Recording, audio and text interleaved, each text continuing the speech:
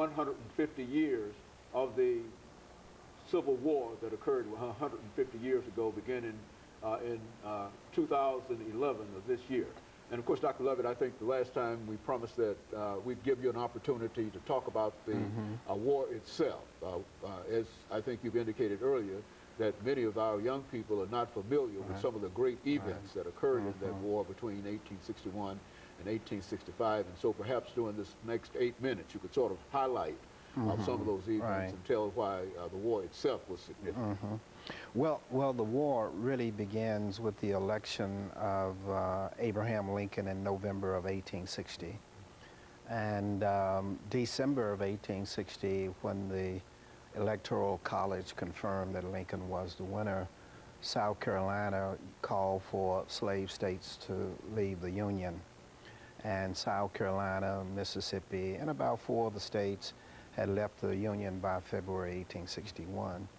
And they met at Montgomery, Alabama, and formed a separate country, the Confederate States of America, and elected Jefferson Davis president in February, last of February 1861.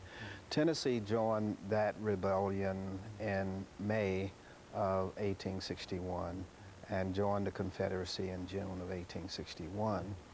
And mostly after South Carolina attacked the federal fort, Fort Sumter, in April of 1861.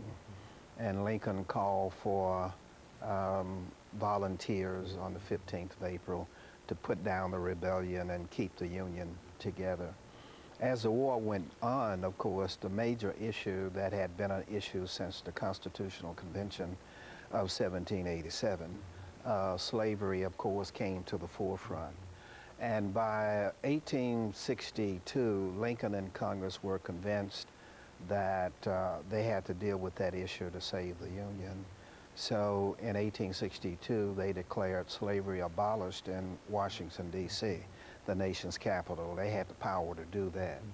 And then, secondly, they abolished slavery in any American territory, so no new states could come into the Union. And most of the territory of the United States was unsettled and were not organized into states. So they put a stop to that. And finally, in summer of 1862, Lincoln decided and announced in September 22nd, 1862, that he was going to announce that all the slaves were free in any rebellious territory next January 1st, 1863. Okay. And on January 1st, 1863, the Emancipation Proclamation indeed was signed by President Lincoln at approximately 1:30 in the afternoon in the White House. That, of course, made the Confederates fight a little harder, but remember there were 15 slave states, and only, and 4 of those slave states did not join the rebellion, did not join the Confederacy. And so it was a contentious issue. Lincoln exempted those states from the Emancipation Proclamation, and he also exempted Tennessee and parts of Louisiana because they had been captured by the Union Army, and so all those territories that were under Union control, they were exempted. The only way we dealt with the rest of them was December the 18th, 1865.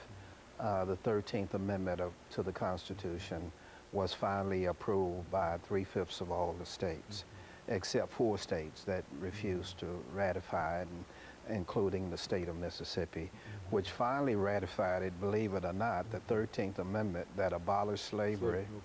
Mississippi finally ratified it in 1992. That long. A few years after a few years, more than a few years. They held out. Mississippi was, they held out until 1992. Nevertheless. Well, they had the president, Jefferson Davis, and during the war. Well, Mississippi played its role as a neo-Confederate state right up until the end of the 20th century. But the war, of course, did 2 or 3 things. One, as Andrew Johnson of Tennessee, who succeeded Lincoln as president, said, it freed whites in the South as much as it freed blacks. Explain that. A lot of folks don't seem to understand that. Well, what Johnson was really saying is, when the war started, 1 million Southerners out of 8 million were very, very poor. They didn't own any land. They had few possessions. They had no slaves, of course. And so when the war ended, it forced a redistribution of the land in the South, whereas only 20% of the people in the South owned slaves. In Tennessee, for example, they owned 57% of the best land. So they were filthy rich. But many Southerners were poor. 80% of them were not slave owners. And so when the war ended, it was much an emancipation of poor whites in the South as it was of blacks. Number two, of course, it abolished slavery, as you know. And then number three, of course, it settled the question whether states could succeed. That question was settled by the Civil War. No, because by violence they were brought back into the Union, and so we don't question that too much today. Although in the present movement of some states talking about states' rights and you know, hush hush about they're going to succeed, interposition, and they're going to succeed from the Union. You know, just a lot of ignorant talk because the Civil War settled that question about whether the Union, once you're in it, you're in it. It's not like a marriage where you can get a divorce and come back in. So it did those three major things. It settled the question about secession and the Union. Number two, it abolished slavery. And then number three, it ordered a new biracial society in the South, whereas many whites too were liberated by the fact that slavery was abolished in the country.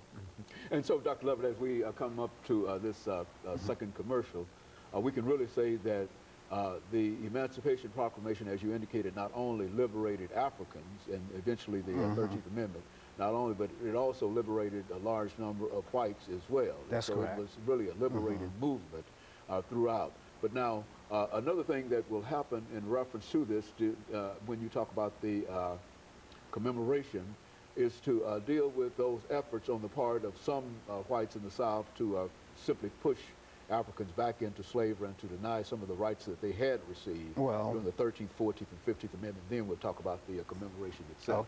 Okay? And of course, we'll be back with our audience following this very, very short commercial break.